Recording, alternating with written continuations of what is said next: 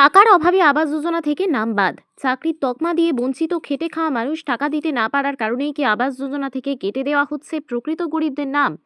এমনই অভিযোগ উঠেছে সুতির মহিশাইল ১ নম্বর অঞ্চলের ইংলিশ সাহাপাড়ায়, যেখানে হজফা নামে এক অসহায় মহিলার নাম আবাস যোজনা তালিকা থেকে বাদ পড়েছে বলে জানা গেছে। অভিযোগ, তাকে চাকরিজীবী তকমা দিয়ে প্রকল্পের সুবিধা থেকে বঞ্চিত করা হয়েছে। স্থানীয় সূত্রে জানা যায়, হজফা একজন অসহায় মহিলা, দৈনন্দিন আয়ের উপর নির্ভর করেই তার সংসার চলে। তবুও প্রশাসনের তালিকায় তাকে নাকি চাকরিজীবী হিসেবে দেখানো হয়েছে, ফলে তিনি আবাস যোজনার সুবিধা থেকে বাদ পড়েছেন। হজফার প্রশ্ন, আমি টাকা দিতে পারিনি বলেই তার দাবি। শুধু মহিশাইল ১ নম্বর অঞ্চলেই নয়, একই ধরনের অভিযোগ উঠেছে সুতির ২ নম্বর অঞ্চলের নতুন মহেন্দ্রপুর এলাকাতেও। সেখানকার বাসিন্দা মোবারক মুমিনের নামও আবাস যোজনার তালিকা থেকে বাদ পড়েছে। অভিযোগ, তার ক্ষেত্রেও একইভাবে চাকরি টাকার অজুহাতে দেখিয়ে নাম কেটে দেওয়া হয়েছে। এলাকাবাসীর বক্তব্য, যারা প্রকৃত অর্থেই গরিব এবং সরকারি প্রকল্পের সুবিধা পাওয়ার যোগ্য, তাদের নাম নানা অজুহাতে বাদ দেওয়া হচ্ছে। অনেকেই প্রশ্ন তুলেছেন, প্রকৃত সুবিধাভোগীদের পরিবর্তে অন্য কেউ কি এই প্রকল্পের সুবিধা পাচ্ছেন? স্থানীয়দের দাবি, পুরো বিষয়টি নিরপেক্ষ তদন্ত হওয়া উচিত। প্রকৃত তথ্য যাচাই করে যারা সত্যিই অসহায় ও দরিদ্র, তাদের যেন দ্রুত আবাস যোজনার তালিকায় পুনরায় অন্তর্ভুক্ত করা হয়। এখন দেখার বিষয়, প্রশাসন এই অভিযোগের কি জবাব দেয় এবং আদৌ কোনো পদক্ষেপ গ্রহণ করে কিনা। অসহায় মানুষের পাশে দাঁড়িয়ে সঠিক তদন্ত ও সুবিচার নিশ্চিত করার দাবি ক্রমশ জোরদার হচ্ছে। দেখুন বিস্তারিত। আসছিল, এখন আছে না কেটে দেওয়া হয়েছে? কেটে দিয়েছে। কেন কেটেছে? টাকা দিতে পারেনি। টাকা চাইতে এসেছিল? ইনকোয়ারি, আপনার বাড়ি কি ইনকোয়ারি করা গেছিল? হ্যাঁ, করেছিল। ইনকোয়ারি করেছিল? কারা এসেছিল? ভিডিও লোক। ও আচ্ছা, ভিডিও লোক এসেছিল। হ্যাঁ। আপনি এখন কি করে সংসার চালাচ্ছেন? আর কিছু করতে পারবে, এইটার কিছু করতে পারবে।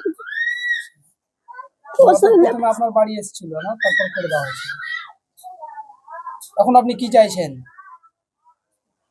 বাড়ি চাচ্ছে, বাড়ি করতে। আপনার নাম? আপনার নাম? হজফা। এটা কোন জায়গা? ইংলিশ সাহাপাড়া। আমি কেন বলো, আমার তো নেই। আমার তো শুরু চাচার খুপড়ির বাড়ি, আমার চালির বাড়ি, আমার কি আছে? আমি খাইটা পেট খাইটা খাই, মাটি কাটা খাই। দিনে একদিন খেতে পাবো, নাহলে খেতে পাবো না। অর্থাৎ আপনার বাড়ির নাম এসেছিল? বাড়ির নাম এসেছিল। আমি যা শুনেছি, আমাকে পার্সোনাল লোক বলেছে কি আমার চাকরি বলে, আমাকে চাকরি বলে বলে বলেছে কি ওই চাকরি করে, কোন চাকরি চাকরি, আমি যে চাকরিটা করি সেই চাকরিটা আমাকে দাও। আপনি এখন বর্তমানে কি কাজ করেন? আমি মাটি কাটা খাই। আমার নামে যে চাকরি করেন, এই চাকরি করে বলে নামটা কেটে দেওয়া হয়েছে দিয়ে আপনার? নামটা কাটে দেওয়া হয়েছে। এবং আপনার কাছে টাকা চেয়েছিল? টাকা চেয়েছিল, আমি টাকা দিতে পারছিনি, টাকা দিতে পারিনি, তার জন্য তো নাম কেটেছে। এটা কোন জায়গা? এটা হচ্ছে নতুন মহেন্দ্রপুর। আপনার নাম? নাম হচ্ছে মোবারক মমি। বাড়িটা কার নামে এসেছিল? বাড়িটা হচ্ছে আমার নামে এসেছিল, মোবারক মমির নামে এসেছিল। এই লোকটাকে যে বাদ দিয়েছে এটা অন্যায়, চরম অন্যায়। এই যে এখানে যে একটা পরিবার রয়েছে, ওর বাড়ি এসেছিল, তার শুনছি বাড়িটা কেটে দেওয়া হয়েছে। তিনি নাকি চাকরি করেন, তিনি কি আজও তো চাকরি করেন? কথা বলেছে। হ্যাঁ, তো তিনি কি চাকরি করেন? লেবার মিস্ত্রি কাজ করে, দেখেন মাটি খুঁড়ে। আচ্ছা, মানে তার নামটা মাটি খুঁড়ে।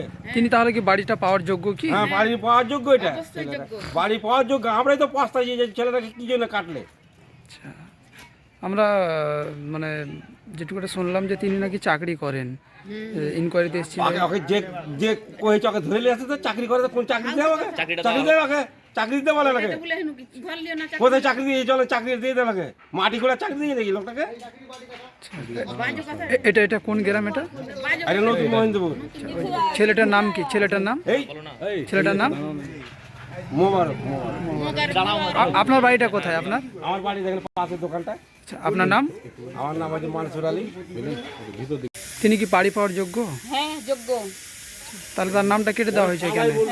নামটা কেটে দেওয়া হয়েছে, ওকে টাকা দিয়েছিল, দিতে পারবে না, গরিব মানুষ কোথায় পাবে, কোথায় পাবে, তার লেগে নামটা কেটে দিয়েছে। আচ্ছা, তিনি নাকি চাকরিও করেন? না, চাকরি করে না, মাটি কেটে খায় actually। মানে একদিন না খাটলেও খেতে পারবে না। আচ্ছা, মানে পাঁচটা ছেলে পিলে মানে খেটে খাই। সেটা খায়। তাহলে তার নামে যেটা চাকরির কথা বলেছি সেটা ভুয়ো, ভুল, মিথ্যা কথা। এটা কোন গ্রাম? এটা নতুন মহেন্দ্রপুর। আপনার বাড়ি? আমার বাড়ি এখানে পাশেই। আপনার নাম? আমার নাম ফিরোজা বিবি।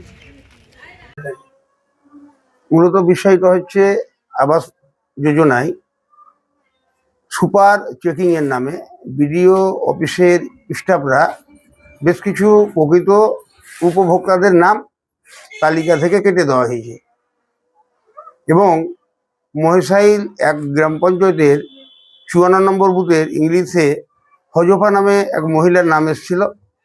মহিলা শ্বাসকষ্টে আক্রান্ত, রোগী, অসুস্থ মানুষ। তার কাছে বিডিও অফিসের একজন আধিকারিক গিয়েছিলেন এবং 5,000 টাকা সরাসরি দাবি করেন। ওনাদের মুখ থেকেও আপনাদের মিডিয়ার সামনে বলেছে ও 5,000 টাকা দিতে পারেনি বলে তার নামটাকে কেটে দেওয়া হয়েছে।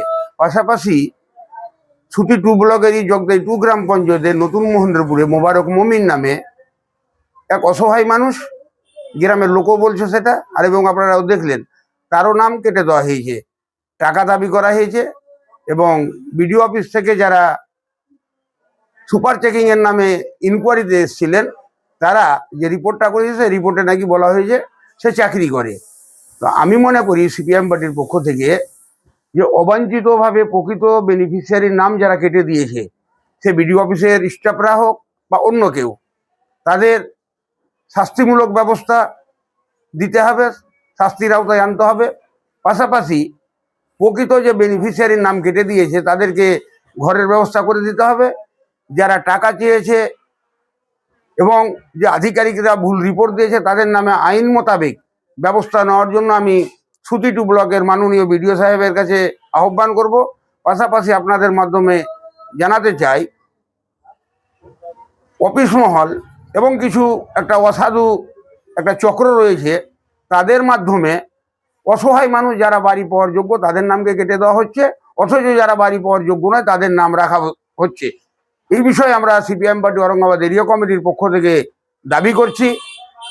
অবৈধ পথ অবলম্বন করেছে যে সমস্ত অফিসাররা, তাদের বিরুদ্ধে বিভাগীয় তদন্ত করে তাদের শাস্তির ব্যবস্থা করতে হবে এবং প্রকৃত বেনিফিশিয়ারিদের টাকা দিতে হবে। এই আমাদের মধ্যে দাবি সিপিএম পার্টি ঔরঙ্গাবাদ এরিয়া কমিটির পক্ষ থেকে।